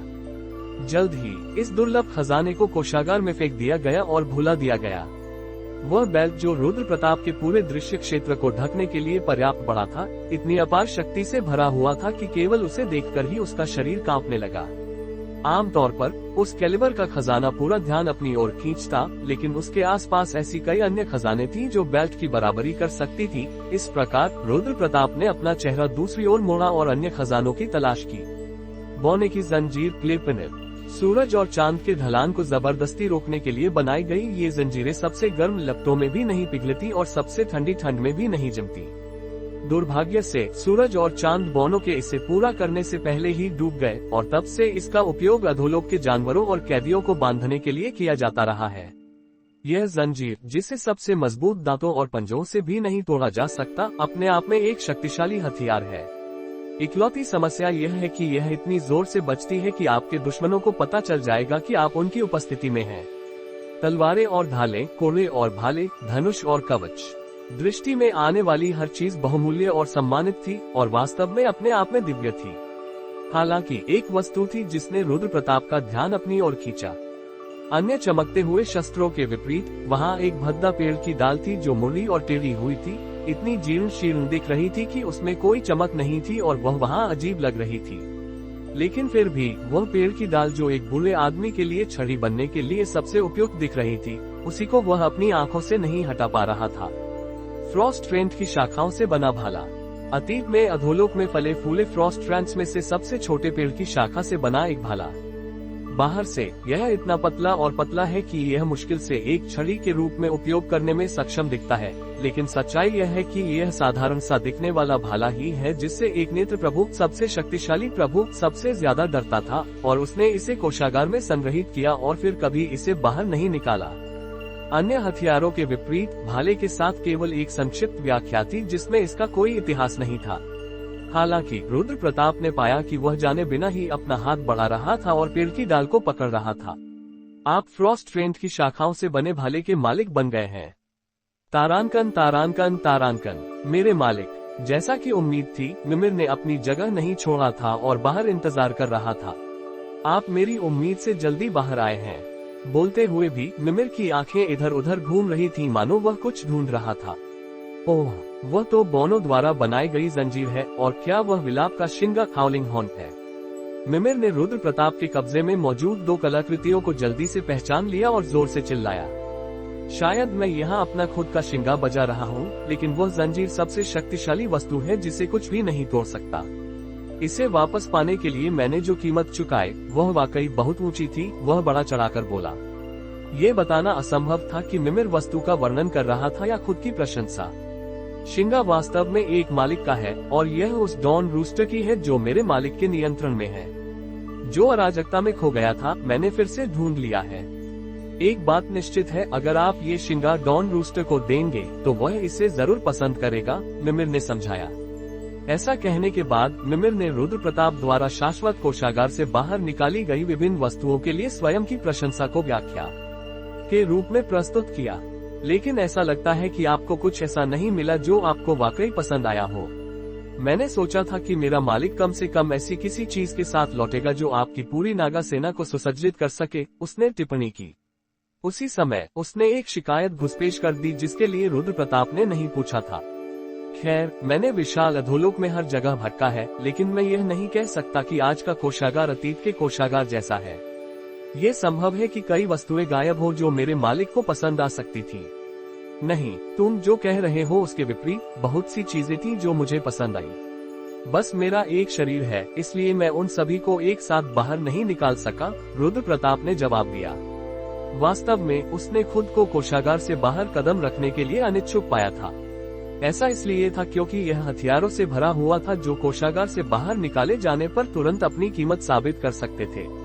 जैसा कि उसने कहा था, हालांकि यह इस बात पर निर्भर था कि क्या वह वास्तव में उन सभी को बाहर ला सकता था। हालांकि उसका पछतावा अल्पकालिक था। उसने कोषागार की एक अप्रत्याशित क्षमता खोज ली थी। मैं कोषागार को स्थानांतरित कर दूंगा, उसने अचानक कहा। माफ, मिमिर ने आश्चर्य से भौहें उठाई। उसने पूछा, आप कोषागार को स्थानांतरित करने का क्या मतलब रखते हैं? ये शाब्दिक रूप से वही है जो मैंने कहा। ये जगह बचाव के लिए आसान नहीं है, इसलिए मैं कोषागार को वालहॉल में स्थानांतरित कर दूंगा, रुद्र प्रताप ने जवाब दिया। क्या ये संभव है? मिमिर ने पूछा। रुद्र प्रताप ने सिर हिलाया। जब उसने इच्छित वस्तुओं को कोषागार से बाहर निकालने में असमर्थ होने पर पछतावा महसूस करना शुरू किया था, तो इसने उसकी भावनाओं को महसूस किया होगा, क्योंकि इसने आश्चर्यजनक रूप से पहल करते हुए पूछा था कि क्या वह इसे स्थानांतरित करना चाहता है। बेशक यह कोई दिमाग की बात नहीं था कि वह ऐसा करना चाहेगा। अभी मैंने केवल वही चीजें निकाली हैं जिस पर मेरी नजर पड़ी, लेकिन मैं कोषागार के स्थानांतरण के बाद नागू को सुसज्जित करने के लिए सभी हथियार एक ही बार में बाहर निकाल दूंगा, उसने समझाया। मिमिर ने मुश्किल से अपनी खुशी छिपा पाया था, क्योंकि उसने देखा कि रुद्र प्रताप ने कोषागार से उम्मीद से कम वस्तुएं निकाली थी, लेकिन रुद्र प्रताप की व्याख्या सुनकर उसका चेहरा काला पड़ने लगा। लेकिन शाश्वत कोषागार के स्वामी इसे स्थानांतरित करना चाहता था। ऐसा कोई तरीका नहीं था कि उस जैसा मात्र कोषाध्यक्ष नहीं कह सकता था। मुझे खेद है, रुद्र प्रताप ने शुरू किया। ये ठीक है, मेरा मालिक कोषागार का सही स्वामी है। आप जो भी करें, यह आपकी इच्छा है, मिमिर ने हिचकते हुए जवाब दिया। नहीं, मैं इसके बारे में नहीं बोल रहा, रुद्र प्रताप ने कहा। मिमिर चिंतित रूप से अपने होठों को काट रहा था, खुद को और अधिक घबराता हुआ महसूस कर रहा था, भले ही उसे नहीं पता था कि रुद्र प्रताप किस बारे में बात कर रहा था। अगर मैं कोषागार को स्थानांतरित करता हूँ तो ये स्थान विलुप्त हो जाएगा। आखिरकार ये स्थान कोषागार की शक्ति पर आधारित था, इसलिए एक बार जब इसे स्थानांतरित कर दिया जाएगा तो ये जगह अब मौजूद नहीं रहेगी। खैर, किसी भी स्थिति में मुझे खेद है, रुद्र प्रताप ने समझाया। तभी कोषाध्यक्ष को माफी के पीछे का मतलब समझ में आया और उसका जबड़ा खुला रह गया। तारांकन धाम, तारांकन।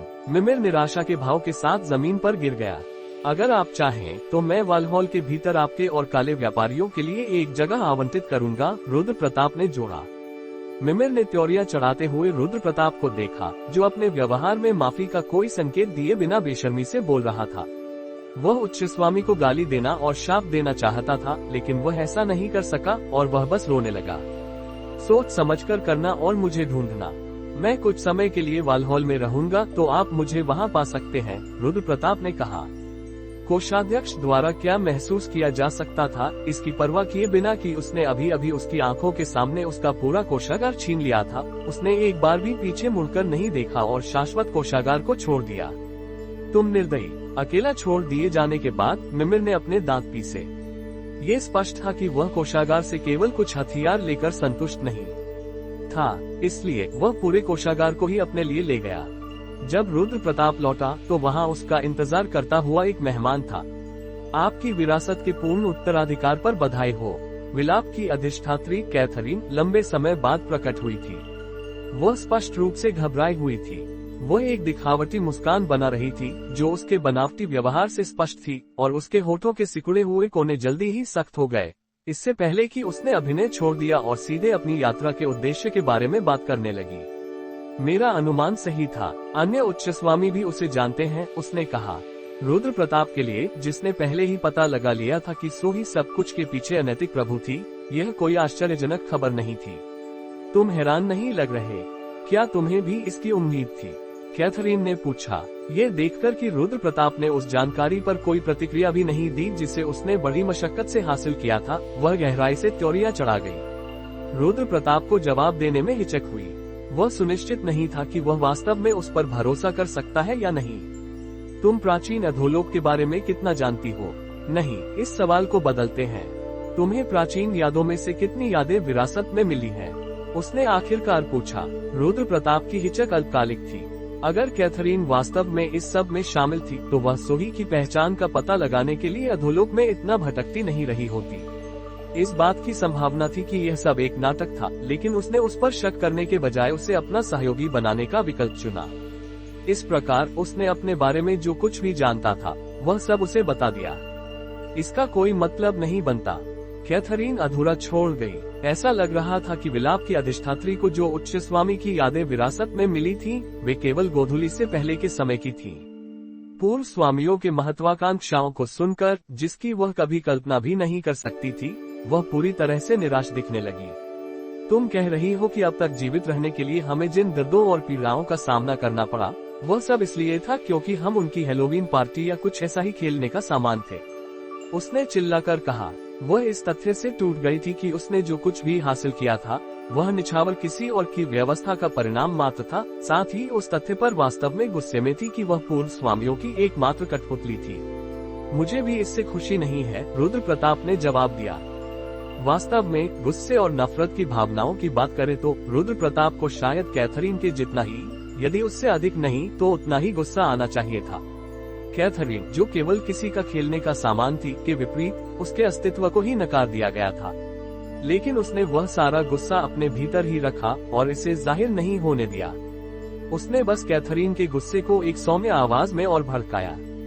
अधोलोक जल्द ही अपने पुराने स्वरूप में बहाल हो जाएगा, और जब वह समय आएगा तो वह प्रेत जिसने हमें मूर्ख बनाया था, अपनी कब्र से उठेगा और शर्मिंदा हुए बिना हमने जो कुछ भी हासिल किया है, उसे सब छीन ले जाएगा। उसने अपनी आवाज में आने वाली वाणी के बावजूद अपनी घृणा और गुस्से को समान रूप से व्यक्त किया। हम इसे नहीं रोक सकते। एक बड़ा खंड एक छोटे खंड को अवशोषित कर लेगा, यही नियम था। शायद अनैतिक प्रभु ने बीज बोते समय इस बात पर विचार किया था। यह मुझे पागल कर रहा है। इसका अंततः मतलब है कि हम बस धैर्यपूर्वक बाकी खंडों के हमें ढूंढने का इंतजार कर सकते हैं, और कुछ नहीं, कैथरीन ने कहा। उसे स्वयं खंडों को अवशोषित करने का अनुभव था। इस प्रकार उसने जल्दी से स्थिति की गंभीरता को पहचान लिया और एक निराशाजनक आह भरी। नहीं, इसका मतलब यह नहीं है कि कोई समाधान नहीं है, रुद्र प्रताप ने जवाब दिया। क्या तुम्हारे पास कोई योजना है? कैथरीन ने पूछा। ये स्थितियों का एकदम उल्टा रूप था। उनकी पिछली मुलाकात में रुद्र प्रताप को उच्च स्वामियों की विरासत में मिली यादों और उपस्थिति के मामले में पीछे रहना पड़ा था, लेकिन अब वह पूरी तरह से नियंत्रण में था। कैथरीन को भी गति में बदलाव महसूस हुआ होगा, क्योंकि उसने अपनी असहजता जाहिर की, लेकिन उसने जान लिया था कि उसके पास चुपचाप उसकी बात सुनने के अलावा कोई और विकल्प नहीं था। सबसे पहले हमें बहाली रेस्टोरेशन को जितना हो सके धीमा करना होगा, रुद्र प्रताप ने शुरू किया। बहाली तो जल्द या बाद में होनी ही है। यह ऐसी चीज नहीं है जिसे हम अकेले अपनी शक्तियों से रोक सके, कैथरीन ने आपत्ति जताई। हमें इसे पूरी तरह से रोकने की जरूरत नहीं है, बस हमें पर्याप्त समय खरीदना है, रुद्र प्रताप ने जवाब दिया। बहाली को विलंबित करने का कोई तरीका है या नहीं, इस सवाल को छोड़कर कैथरीन ने पहले ये पूछा कि ऐसा करने का क्या मतलब था। मैं उस बीच उन खंडों को ढूंढने और खत्म करने की योजना बना रहा हूं जो हमारे अस्तित्व के लिए खतरा बनेंगे, रुद्र प्रताप ने कहा। उन्हें ढूंढना आसान या मुश्किल हो सकता था, और भले ही वो उन्हें ढूंढ भी ले, उसे यकीन था कि उन खंडों को खत्म करना आसान नहीं होगा। अगर उसने एक भी गलत कदम उठाया, तो इसकी संभावना थी कि बजाय उन्हें खत्म करने के, खुद ही उनके द्वारा निगल लिया जाएगा। लेकिन फिर भी वह आत्मविश्वास से भरा हुआ था। प्राचीन स्वामियों की शक्तियां चाहे जितनी भी महान हो, वे सर्वशक्तिमान नहीं थे, और निश्चित रूप से बहुत सी ऐसी चीजें थीं जो वे भी नहीं जानते थे।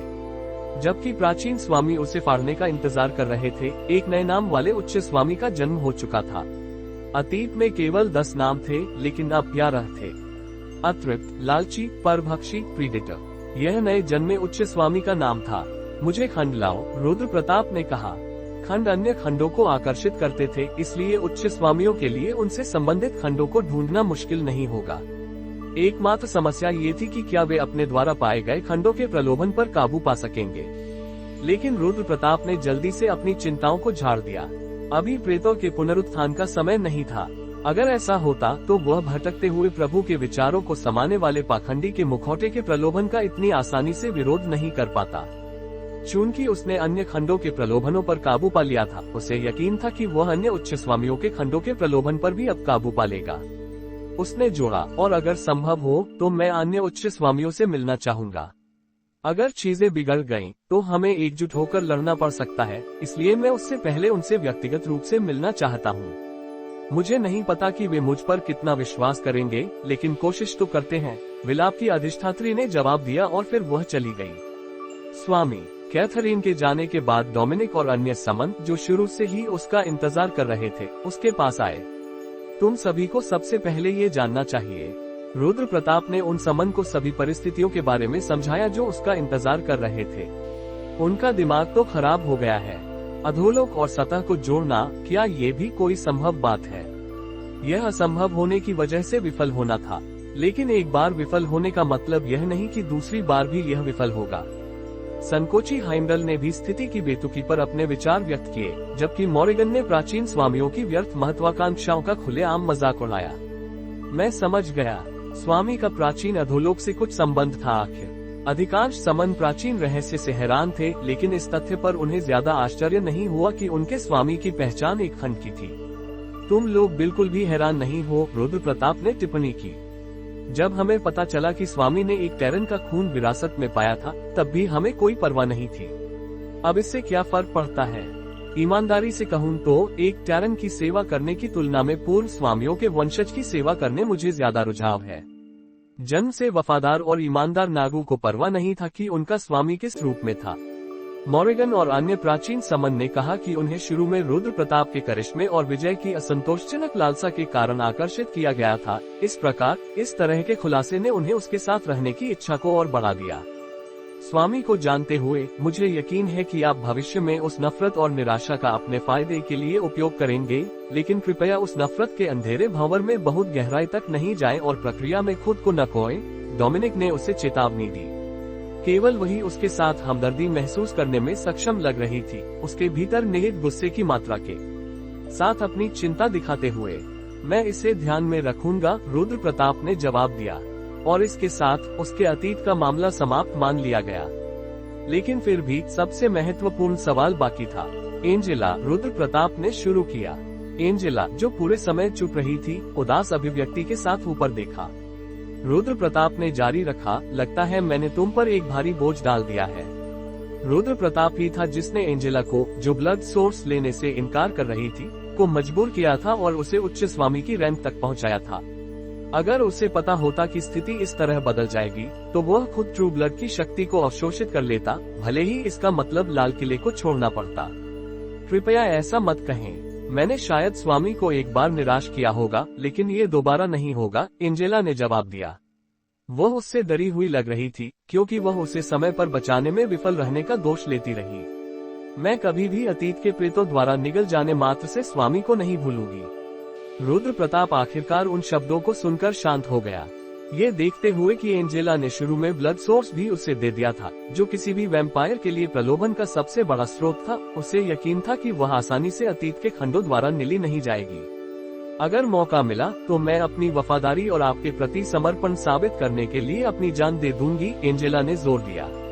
रुद्र प्रताप ने एंजेला के बालों को प्यार से सहलाया, क्योंकि उसने उसके प्रति अपनी अभिभावक भावनाओं को व्यक्त किया। उसने कहा, जीवित रहो। जीवित रहना और मेरे साथ रहना ही यह साबित करने का एकमात्र तरीका है। इसलिए अपने उस कीमती जीवन को बचाकर रखो। अपनी प्यारी वैम्पायर को देखकर उसने थोड़े समय के लिए उस स्थिति को भूल गया जिसमें वह था, और उसके होठों पर एक कोमल मुस्कान आ गई। तारांकन, तारांकन, तारांकन। अपने समन के साथ चर्चा के बाद रुद्र प्रताप ने कुछ प्राथमिकता वाले उद्देश्यों का निर्धारण किया जिन्हें वह पूरा करना चाहता था। सतह और अधोलोक के बीच की सीमा को स्थिर करने के लिए उसने सतह पर लगाई गई भूल भुलैया को वापस लेने और शाश्वत कोषागार को जल्द से जल्द महान भूल भुलैया में स्थानांतरित करने का निर्णय लिया। अभी के लिए मुझे सतह से भूल भुलैया को वापस लेना है। मुझे फ्रॉस्ट ट्रांस से भी एक सवाल पूछना है, इसलिए मैं तुरंत रवाना होता हूँ, उसने कहा। उसने शाश्वत कोषागार से प्राप्त कई खजानों में से वह साधारण दिखने वाला भाला जो उससे बात करता था, एक फ्रॉस्ट ट्रेंड की शाखा से बना था। ये संभव था कि सतह की भूल भुलैया में मौजूद फ्रॉस्ट ट्रांस भाले के बारे में कुछ जानते थे। मैं वापस आऊंगा, उसने कहा। उसने डेडालस को शाश्वत कोषागार को स्थानांतरित करने के लिए एक जगह तैयार करने का आदेश दिया, इससे पहले कि वह एक पोर्टल खोलकर सतह की ओर चल पड़ा। स्वामी ली जून यंग, जो ऐसा लग रहा था कि उसे केवल इसी नाम से बुलाने का अभ्यास कर रही थी, जल्दी से उसके पास आ गई और उसका अभिवादन किया। रुद्र प्रताप अतीत में उसके इस प्यार का बेढंगे ढंग से जवाब देता था, लेकिन अब जबकि वह एक पूरी तरह से जागृत प्रभु था, उसने आराम से उसका अभिवादन स्वीकार करते हुए कहा, काफी समय हो गया। वह खुद भी नहीं याद कर पा रहा था कि उसे सतह पर वापस आए कितना समय हो चुका था। उसे सतह पर पहुंचने के बाद ही एहसास हुआ कि कितना समय बीत चुका था। इतने दिनों बाद अभी यहाँ क्यों आए हो? ली जून यंग ने पूछा। मेरी गलती थी, रुद्र प्रताप ने जवाब दिया। उसे अपनी शिकायत का सुंदर जवाब सुनकर ली जून यंग की आंखें फैल गईं। हालांकि रुद्र प्रताप का मित्रवत रवैया, जिसने ली जून यंग को लगभग उसे दौड़कर गले लगाने के लिए मजबूर कर दिया था, जल्दी ही अजीब हो गया। वह उसकी उपस्थिति से पूरी तरह से अभिभूत हो गई, जो पिछली बार से काफी ऊंचाई तक पहुंच गई थी। ओम स्वामी, आपका अभिजात्य, ली जून यंग ने शुरू किया। उसने खुद को और भी विनम्र पाया, क्योंकि वह अनजाने में सम्मान की एक अनिवार्य मांग के कारण अपने हाथ जोड़कर अपनी मुद्रा सीधी कर बैठी। बहुत कुछ हुआ, रुद्र प्रताप ने संक्षेप में कहा। यह एक बहाना जैसा लग रहा था, लेकिन यही सच था। जैसे जैसे वह मजबूत होता गया, उसने खुद को अधोलोक के मामलों में और अधिक उलझा हुआ पाया, और जितना अधिक उसने किया, उतना ही वह अधोलोक में सहज महसूस करने लगा। स्वाभाविक रूप से बाद में उसने पाया कि वह अधोलोक में ज्यादा समय बिता रहा था। क्या कुछ हुआ? कुछ अजीब महसूस हो रहा है, उसने जोड़ा। उसने त्योरियां चढ़ा दी, क्योंकि उसे एहसास हुआ कि सतह पर बदलाव काफी हद तक बदल गया था, ऐसा कुछ जिसे उसने शुरू में इसलिए नजरअंदाज कर दिया क्योंकि वह काफी समय बाद सतह पर लौटा था। मैं स्वामी के सामने आने के लिए बहुत लंबा इंतजार कर रही थी, ली जून यंग ने समझाया। उसका पीछे हटने वाला रवैया जल्दी से गायब हो गया, क्योंकि उसने हंगामा खड़ा कर दिया, बिल्कुल अपने आम स्वभाव की तरह। उसने चिल्लाकर कहा, फिर से युद्ध हो सकता है? क्या? रुद्र प्रताप ने उसके अनपेक्षित जवाब पर प्रतिक्रिया दी। ऐसा था मानो उसे सिर के पीछे कड़ा झटका लगा हो। सतह अब फिर से अधोलोक के खिलाफ युद्ध की तैयारी कर रहा है, ली जून यंग ने दोहराया। स्वामी कैथरीन के जाने के बाद डोमिनिक और अन्य समन, जो शुरू से ही उसका इंतजार कर रहे थे, उसके पास आए। तुम सभी को सबसे पहले ये जानना चाहिए। रुद्र प्रताप ने उन समन को सभी परिस्थितियों के बारे में समझाया जो उसका इंतजार कर रहे थे। उनका दिमाग तो खराब हो गया है। अधोलोक और सतह को जोड़ना, क्या ये भी कोई संभव बात है? यह असंभव होने की वजह से विफल होना था, लेकिन एक बार विफल होने का मतलब यह नहीं कि दूसरी बार भी यह विफल होगा। संकोची हाइमडल ने भी स्थिति की बेतुकी पर अपने विचार व्यक्त किए, जबकि मॉरिगन ने प्राचीन स्वामियों की व्यर्थ महत्वाकांक्षाओं का खुलेआम मजाक उड़ाया। मैं समझ गया, स्वामी का प्राचीन अधोलोक से कुछ संबंध था। आखिर अधिकांश समन प्राचीन रहस्य से हैरान थे, लेकिन इस तथ्य पर उन्हें ज्यादा आश्चर्य नहीं हुआ कि उनके स्वामी की पहचान एक खंड की थी। तुम लोग बिल्कुल भी हैरान नहीं हो, रुद्र प्रताप ने टिप्पणी की। जब हमें पता चला कि स्वामी ने एक टेरन का खून विरासत में पाया था, तब भी हमें कोई परवाह नहीं थी। अब इससे क्या फर्क पड़ता है? ईमानदारी से कहूँ तो एक टेरन की सेवा करने की तुलना में पूर्व स्वामियों के वंशज की सेवा करने मुझे ज्यादा रुझाव है। जन्म से वफादार और ईमानदार नागू को परवाह नहीं था कि उनका स्वामी किस रूप में था। मॉरिगन और अन्य प्राचीन समन ने कहा कि उन्हें शुरू में रुद्र प्रताप के करिश्मे और विजय की असंतोषजनक लालसा के कारण आकर्षित किया गया था। इस प्रकार इस तरह के खुलासे ने उन्हें उसके साथ रहने की इच्छा को और बढ़ा दिया। स्वामी को जानते हुए मुझे यकीन है कि आप भविष्य में उस नफरत और निराशा का अपने फायदे के लिए उपयोग करेंगे, लेकिन कृपया उस नफरत के अंधेरे भंवर में बहुत गहराई तक नहीं जाएं और प्रक्रिया में खुद को न खोएं। डोमिनिक ने उसे चेतावनी दी। केवल वही उसके साथ हमदर्दी महसूस करने में सक्षम लग रही थी, उसके भीतर निहित गुस्से की मात्रा के साथ अपनी चिंता दिखाते हुए। मैं इसे ध्यान में रखूंगा, रुद्र प्रताप ने जवाब दिया, और इसके साथ उसके अतीत का मामला समाप्त मान लिया गया। लेकिन फिर भी सबसे महत्वपूर्ण सवाल बाकी था। एंजेला, रुद्र प्रताप ने शुरू किया। एंजेला, जो पूरे समय चुप रही थी, उदास अभिव्यक्ति के साथ ऊपर देखा। रुद्र प्रताप ने जारी रखा, लगता है मैंने तुम पर एक भारी बोझ डाल दिया है। रुद्र प्रताप ही था जिसने एंजेला को, जो ब्लड सोर्स लेने से इनकार कर रही थी, को मजबूर किया था और उसे उच्च स्वामी की रैंक तक पहुंचाया था। अगर उसे पता होता कि स्थिति इस तरह बदल जाएगी, तो वह खुद ट्रू ब्लड की शक्ति को अवशोषित कर लेता, भले ही इसका मतलब लाल किले को छोड़ना पड़ता। कृपया ऐसा मत कहें। मैंने शायद स्वामी को एक बार निराश किया होगा, लेकिन ये दोबारा नहीं होगा, एंजेला ने जवाब दिया। वह उससे डरी हुई लग रही थी, क्योंकि वह उसे समय पर बचाने में विफल रहने का दोष लेती रही। मैं कभी भी अतीत के प्रेतों द्वारा निगल जाने मात्र से स्वामी को नहीं भूलूंगी। रुद्र प्रताप आखिरकार उन शब्दों को सुनकर शांत हो गया, ये देखते हुए कि एंजेला ने शुरू में ब्लड सोर्स भी उसे दे दिया था, जो किसी भी वैम्पायर के लिए प्रलोभन का सबसे बड़ा स्रोत था। उसे यकीन था कि वह आसानी से अतीत के खंडों द्वारा निली नहीं जाएगी। अगर मौका मिला तो मैं अपनी वफादारी और आपके प्रति समर्पण साबित करने के लिए अपनी जान दे दूंगी, एंजेला ने जोर दिया। रुद्र प्रताप ने एंजेला के बालों को प्यार से सहलाया, क्योंकि उसने उसके प्रति अपनी अभिभावक भावनाओं को व्यक्त किया। उसने कहा, जीवित रहो। जीवित रहना और मेरे साथ रहना ही यह साबित करने का एकमात्र तरीका है। इसलिए अपने उस कीमती जीवन को बचाकर रखो। अपनी प्यारी वैम्पायर को देखकर उसने थोड़े समय के लिए उस स्थिति को भूल गया जिसमें वह था, और उसके होठों पर एक कोमल मुस्कान आ गई। तारांकन, तारांकन, तारांकन। अपने समन के साथ चर्चा के बाद रुद्र प्रताप ने कुछ प्राथमिकता वाले उद्देश्यों का निर्धारण किया जिन्हें वह पूरा करना चाहता था। सतह और अधोलोक के बीच की सीमा को स्थिर करने के लिए उसने सतह पर लगाई गई भूल भुलैया को वापस लेने और शाश्वत कोषागार को जल्द से जल्द महान भूल भुलैया में स्थानांतरित करने का निर्णय लिया। अभी के लिए मुझे सतह से भूल भुलैया को वापस लेना है। मुझे फ्रॉस्ट ट्रांस से भी एक सवाल पूछना है, इसलिए मैं तुरंत रवाना होता हूँ, उसने कहा। उसने शाश्वत कोषागार से प्राप्त कई खजानों में से वह साधारण दिखने वाला भाला जो उससे बात करता था, एक फ्रॉस्ट ट्रेंट की शाखा से बना था। ये संभव था कि सतह की भूल भुलैया में मौजूद फ्रॉस्ट ट्रांस भाले के बारे में कुछ जानते थे। मैं वापस आऊंगा, उसने कहा। उसने डेडालस को शाश्वत कोषागार को स्थानांतरित करने के लिए एक जगह तैयार करने का आदेश दिया, इससे पहले कि वह एक पोर्टल खोलकर सतह की ओर चल पड़ा। स्वामी ली जून यंग, जो ऐसा लग रहा था कि उसे केवल इसी नाम से बुलाने का अभ्यास कर रही थी, जल्दी से उसके पास आ गई और उसका अभिवादन किया। रुद्र प्रताप अतीत में उसके इस प्यार का बेढंगे ढंग से जवाब देता था, लेकिन अब जबकि वह एक पूरी तरह से जागृत प्रभु था, उसने आराम से उसका अभिवादन स्वीकार करते हुए कहा, काफी समय हो गया। वह खुद भी नहीं याद कर पा रहा था कि उसे सतह पर वापस आए कितना समय हो चुका था। उसे सतह पर पहुंचने के बाद ही एहसास हुआ कि कितना समय बीत चुका था। इतने दिनों बाद अभी यहाँ क्यों आए हो? ली जून यंग ने पूछा। मेरी गलती थी, रुद्र प्रताप ने जवाब दिया। उसे अपनी शिकायत का सुंदर जवाब सुनकर ली जून यंग की आंखें फैल गईं। हालांकि रुद्र प्रताप का मित्रवत रवैया, जिसने ली जून यंग को लगभग उसे दौड़कर गले लगाने के लिए मजबूर कर दिया था, जल्दी ही अजीब हो गया। वह उसकी उपस्थिति से पूरी तरह से अभिभूत हो गई, जो पिछली बार से काफी ऊंचाई तक पहुंच गई थी। ओम स्वामी, आपका अभिजात्य, ली जून यंग ने शुरू किया।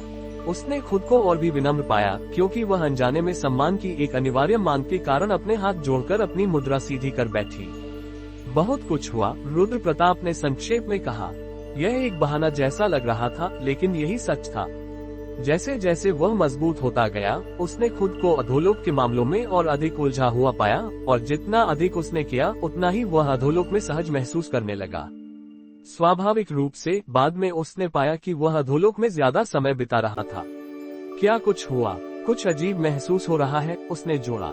उसने त्योरियां चढ़ा दी, क्योंकि उसे एहसास हुआ कि सतह पर बदलाव काफी हद तक बदल गया था, ऐसा कुछ जिसे उसने शुरू में इसलिए नजरअंदाज कर दिया क्योंकि वह काफी समय बाद सतह पर लौटा था। मैं स्वामी के सामने आने के लिए बहुत लंबा इंतजार कर रही थी, ली जून यंग ने समझाया।